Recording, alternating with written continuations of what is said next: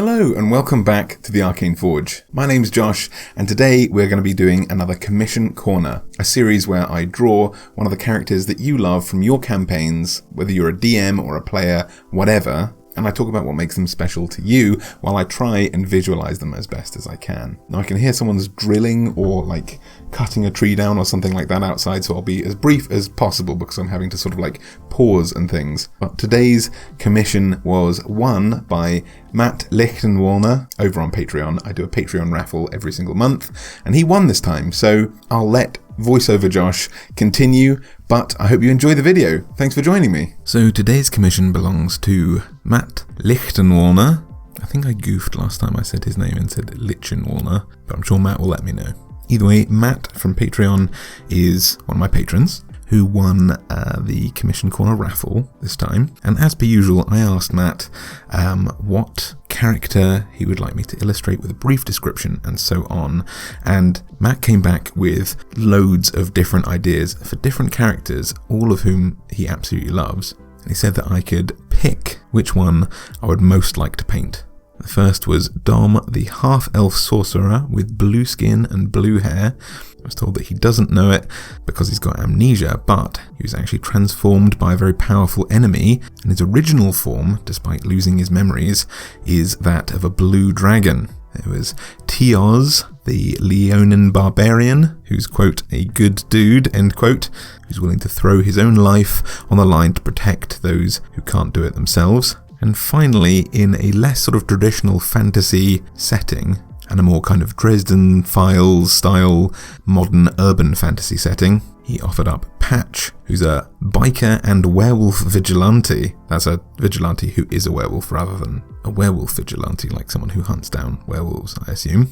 He heals very, very quickly and is very aggressive, and was described as a taller, being 6'4", and less cuddly version of Wolverine. It was a difficult choice to pick which one of these that I really wanted to illustrate, made even more difficult by the fact that Matt himself is an illustrator and has sketched up these characters on his own website for additional sort of visual flavour. Just when I thought I was kind of breaking through and picking one that I especially wanted to draw, he shared these illustrations with me, which I'm thinking you can find as well. I'll try and leave a link down below in the description box. His website is www.dragonbones.net. And these illustrations looked absolutely phenomenal. True to form, his more modern gunslinging werewolf renegade with an eye patch looked very, very gruff and grumpy.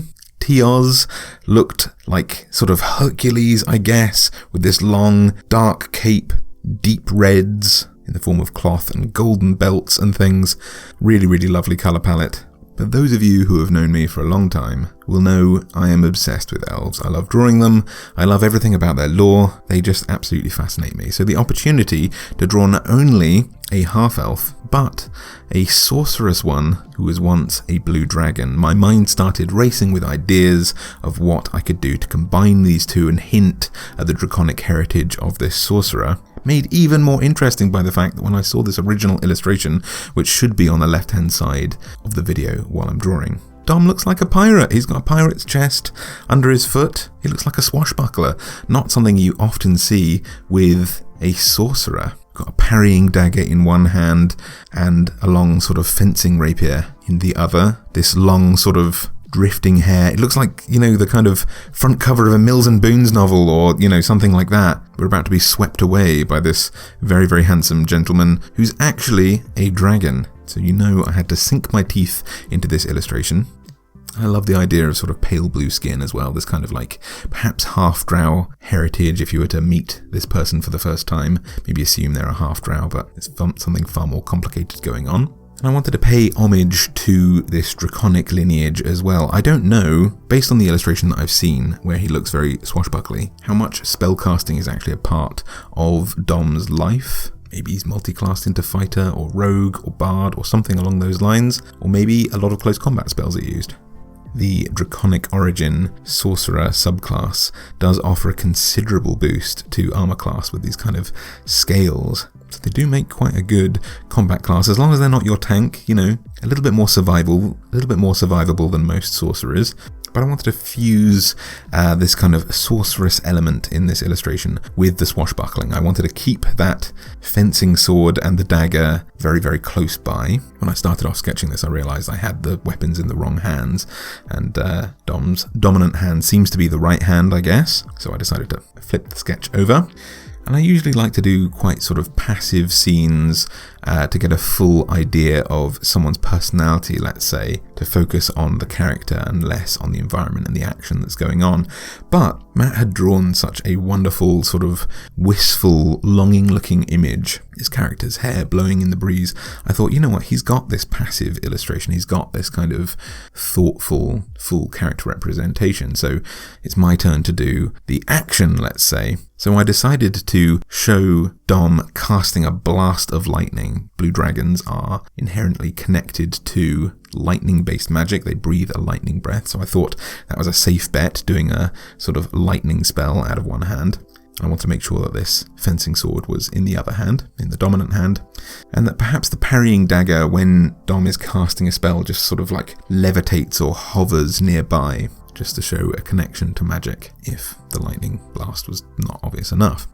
The legs were a bit of an issue during this. I wanted to have this kind of like spinning, turning, sort of rotating camera angle effect, sort of Bad Boys 2 style with the helicopter flying overhead. But no matter how I sort of illustrated this, it ended up looking more like a sort of bad Spider-Woman style, those terrible illustrations where it's like you can see the chest and the butt of the person. Almost always these are female characters that are being hypersexualized, but just smacks of bad anatomy for the sake of hypersexualization.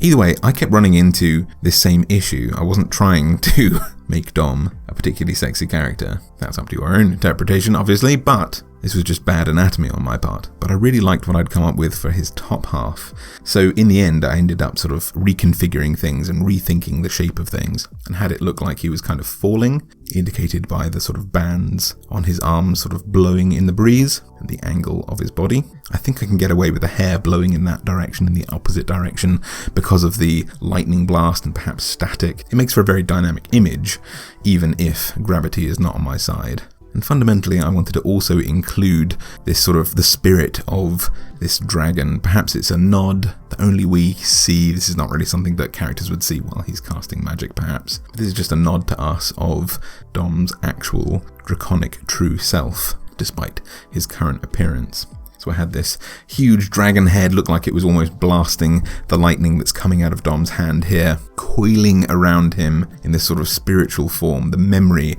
of this character manifesting visually for us. And one long wing sort of breaking up the image a little bit here on the bottom right hand side, so I'm not leaving just too much blank space here. But I really like it. I really like what I came up with here. Hopefully this is indicative of Dom's actual personality a little bit as well. Again, like I say, I'm not quite sure how much spellcasting takes a forefront in Dom's personality, if he uses that more in combat or if he's more reliant on his sword fighting skills.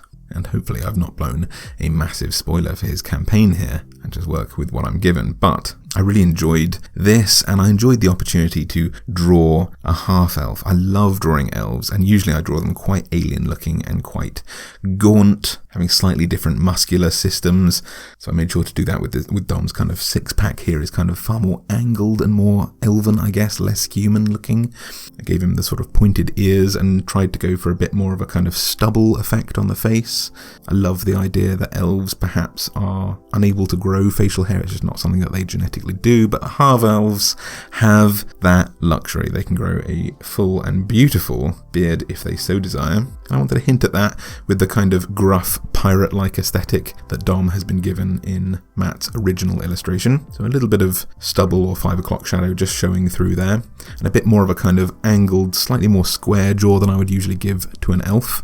I was tempted to give him very human eyes as well, but there's something about rage and the sort of whiteness of eyes flaring with magical electricity that just seems to work.